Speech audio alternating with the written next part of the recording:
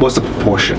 Yeah. All in cash, 50% in cash, 80% in cash. I think that's where, it's situation based, right? And do you have a specific recommendation for like a beginner should have X amount in cash, somebody who's been in it should have 50% or whatever?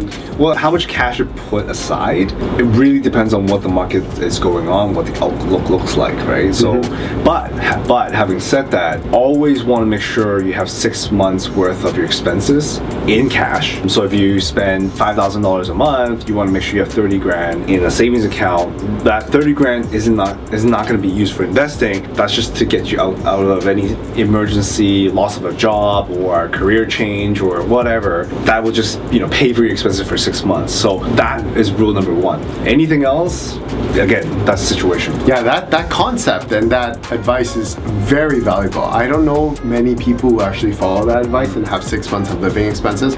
I actually follow that advice and I make sure I have 6 months.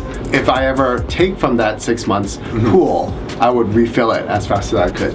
And why do you suggest 6 months? Not 3 months, not 9 months? I think 6 months gives you not too big. Here's the thing, if you put 3 months, it's too short, right? Like if loss of a job or you're trying to career change and you can't control the interview process, there's the things that are a lot outside your control. So if it's 3 months, in my opinion, is a little bit too short. Like what if the interview process takes longer, right? What if corporations, they take their time to process things? Like you can't control that. So I think 3 months is a little too short, but you don't want to put more than 6 months because what happens then, what we call is cash drag, is that you're putting way too much cash aside and then now you're wasting your bullets. So cash drag means meaning that like you have way too much cash sitting aside, not actually using for investing. So I actually talk to like clients and a lot of them have quote cash drag. They're like, oh, I have like $500,000 sitting in my bank account. I don't know what to invest. I don't know what to buy. And I'm like, oh yeah, you could